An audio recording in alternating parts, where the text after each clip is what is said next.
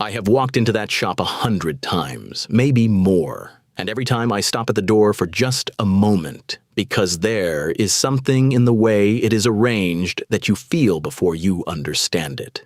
The bench sits exactly where it should. The tools hang exactly where a hand reaches without thinking. The light falls exactly where the work happens, and not 1 inch of it was ever written down. Samuel Lapp. I am 82 years old, and I have spent the better part of those years watching the old order families in my county build, work, and live in ways that modern builders quietly walked away from. Not because the old ways stopped working, they never stopped working. The English just stopped watching. This workshop layout, and the one I am going to walk you through today, is not a secret. Nobody swore an oath over it. It was simply passed from father to son, hand to hand, season to season, until the knowledge lived in the body and not on any page. Stay with me, because by the time we reach the end, you will understand why every detail of this layout, the window, the bench, the tool wall, the floor, was placed exactly where it was. And you will wonder, as I have wondered, how we ever forgot something this clear. Ro, ho, re, resh kieprovra, hak durur.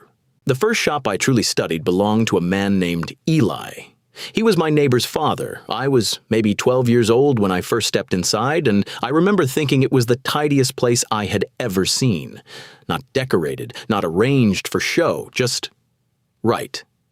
Everything was where it needed to be, and nothing was where it did not need to be. I did not understand then what I was looking at. I just knew it felt different from my grandfather's garage, which had the same tools but always felt like a place where things got lost. It took me years to see what Eli had built, and what his father had built before him, and what his grandfather had almost certainly built before that. The Old Order families in this part of the country have been building workshops the same way for well over 150 years. The basic geometry is where the bench sits relative to the window, where the sharpening station goes, how the floor is laid, has not changed in any meaningful way across that time. That is not stubbornness, that is evidence. When something works across 5 generations of hard use, you do not change it because a magazine tells you there is a better way.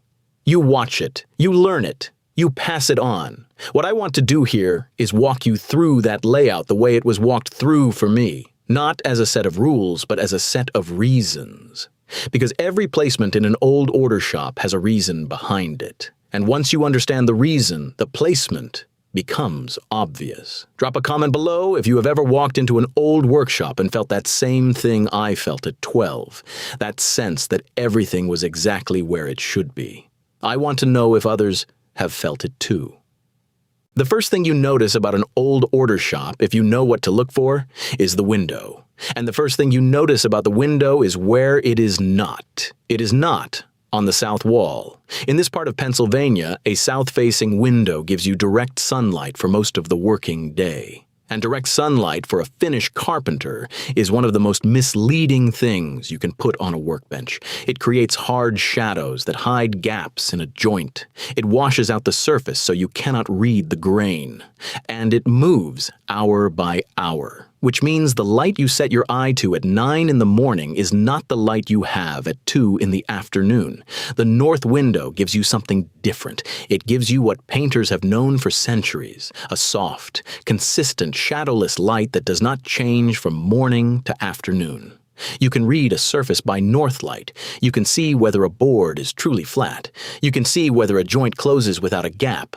The Old Order Carpenters did not read about this in a book. They observed it. They watched what happened to their work when the light was wrong, and they corrected it. What the barns and shops showed long before any design school caught up was simply this. Consistent light produces consistent work. In the shops I have walked through across 8 decades, the primary work window is almost always oriented between north and northeast. Northeast gives you a wash of early morning light that warms the shop and then settles into the same soft north quality by mid-morning. The Old Order builders understood that you want to start the day with a little warmth and work the rest of it in even light. The window itself is typically large, larger than you would expect, not for warmth, for work. A single large opening gives you an even wash across the whole bench surface. Multiple small windows create multiple shadows.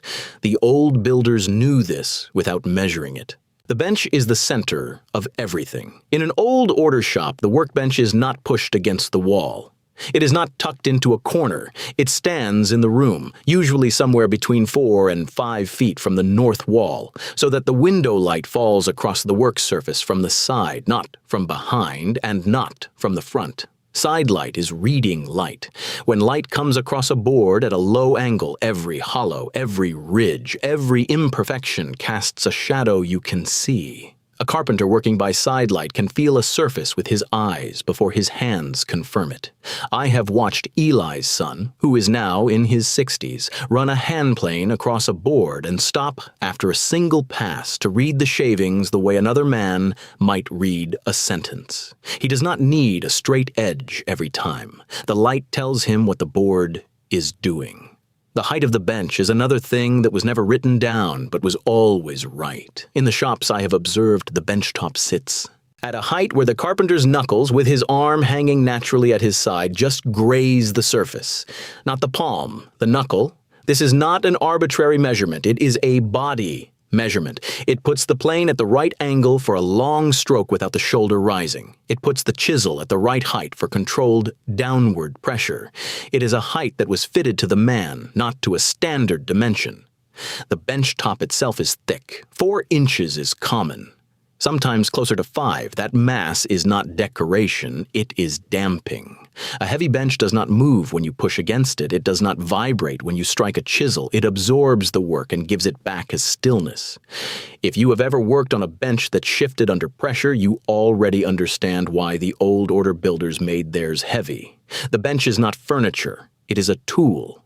And like every tool in that shop, it was built to do one thing without complaint across decades of use. The tool wall in an old order shop is not organized the way a hardware store is organized. It is not alphabetical. It is not by size. It is organized by sequence, the order in which the tools are used in a typical piece of work.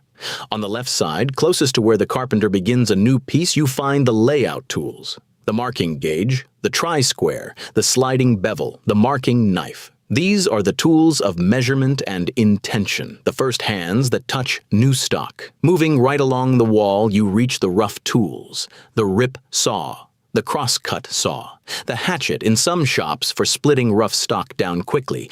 These are the tools of reduction, taking a board from raw dimension toward working dimension. Further right, the bench planes, jack plane first, then jointer, then smoother, in that order on the wall, in that order in the work. A carpenter reaching for a plane does not need to think about which one comes next. His hand goes to the right place because the wall has already made the decision. At the far right, closest to where finished work is set aside, the finishing and fitting tools. Shoulder planes, router planes, card scrapers. These are the tools of last conversation between the maker and the wood. This arrangement was never posted as a rule. It was absorbed. A young man working alongside his father would reach for a tool and find it in the right place 1,000 times before he understood why it was there. By the time he built his own shop, his hands already knew where things went. That is how the layout survived, without being written down. It was not memorized. It was practiced into the body. If you have ever set up a workshop of your own, I want to ask you something in the comments. Did you arrange your tools by instinct, or did you follow a plan someone else gave you? I am curious whether the instinct, when you follow it, ends up close to this.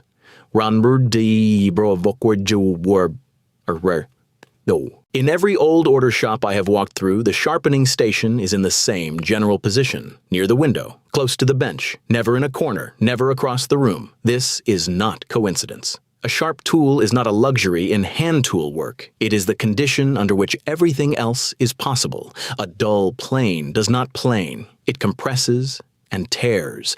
A dull chisel does not cut. It levers and splits. The old order carpenters understood that sharpening is not a preparation for work. It is part of the work. And if the sharpening station is far from the bench, a man will put off going to it longer than he should.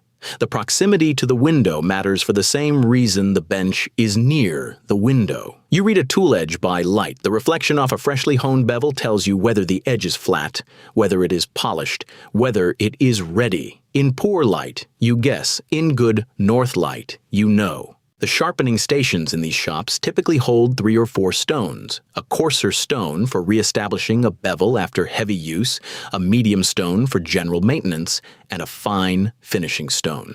Some shops still use the old sandstone wheels, water-fed, turned by hand or by a foot treadle. These wheels cut slower than modern grinding wheels, which is exactly the point. Slow cutting keeps the edge cool. Heat destroys the temper of a steel edge, and a temper-burned tool must be reground from behind the damage. The old order kept using slow wheels and flat stones long after electric grinders became available. Not out of stubbornness, but because the slow method produced better edges with less risk of ruining a good tool. I have watched men at these stations work an edge for 10 minutes without hurry, and then cut a joint that fit without adjustment. That is not mysticism. That is consequence. I want to talk about the floor, because it is the part of the workshop layout that nobody thinks about until they have stood on the wrong kind of floor for a long day. Concrete is cold. It is hard on the feet, hard on the knees, and hard on the tools that fall onto it. A chisel dropped on concrete lands on its edge. A plane dropped on concrete lands on its blade. Concrete does not forgive. The old order shops I have observed, as the older ones, the ones built before poured concrete became the default, have wooden floors. Wide plank, typically 3 inches thick or better, laid on heavy timber sills.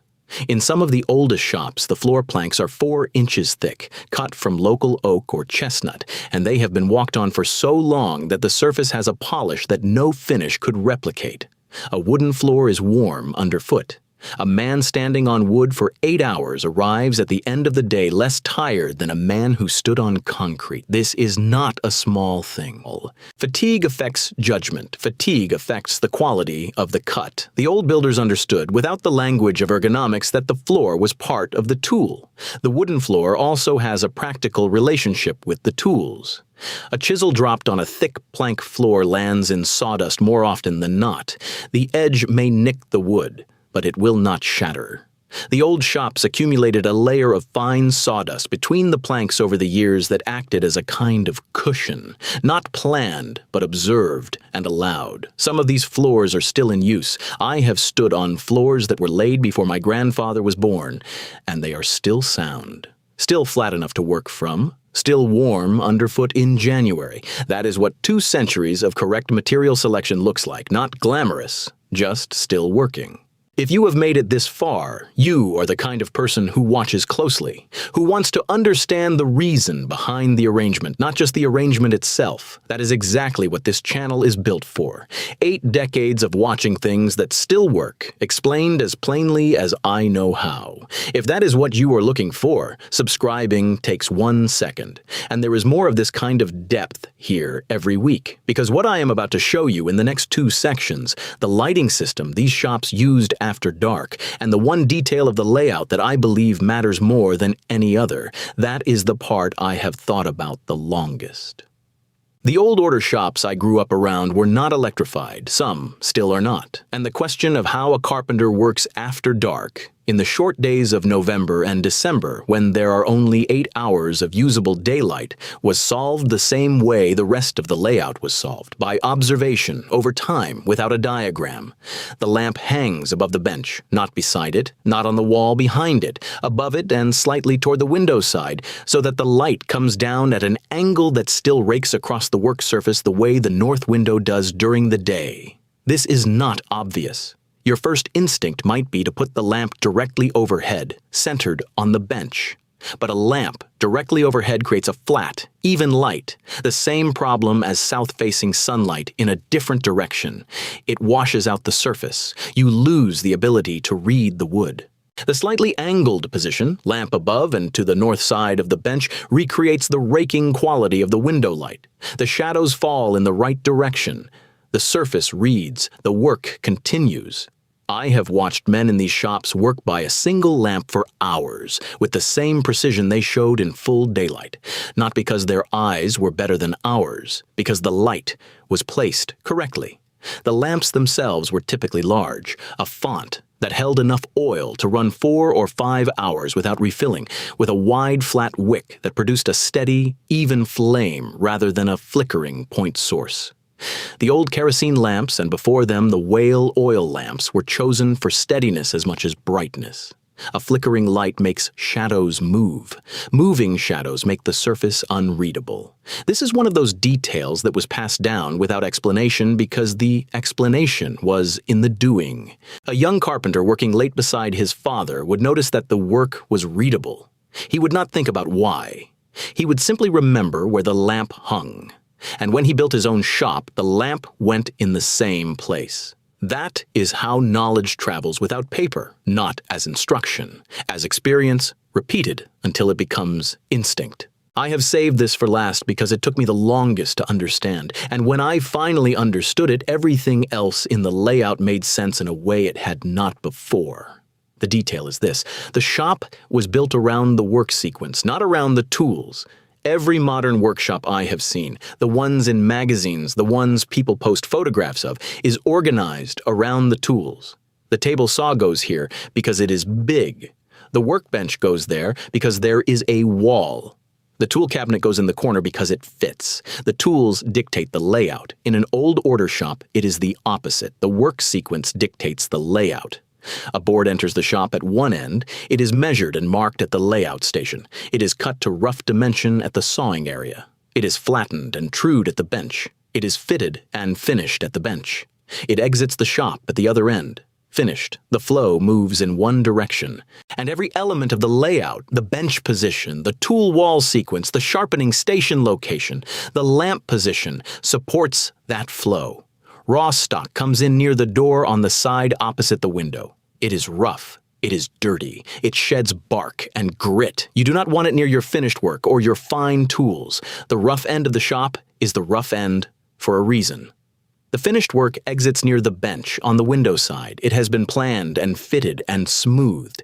It is clean. It goes out into the light. This directionality, rough to finish, door to window, dark to light, is not symbolic. It is practical. But I have always thought that the old order builders, whether they intended it or not, built a kind of meaning into the layout alongside the function.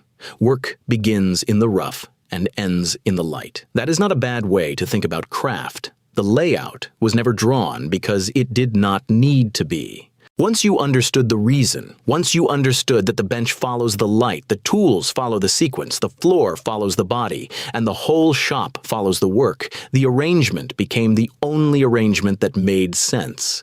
I have walked into that shop 100 times, and every time I stop at the door for just a moment. Because there is something in the way it is arranged that you feel before you understand it. Now you understand it. If this is the kind of thinking you want more of, the reasons behind the arrangements that outlive the people who built them, leave a like, so I know this reached someone who needed it.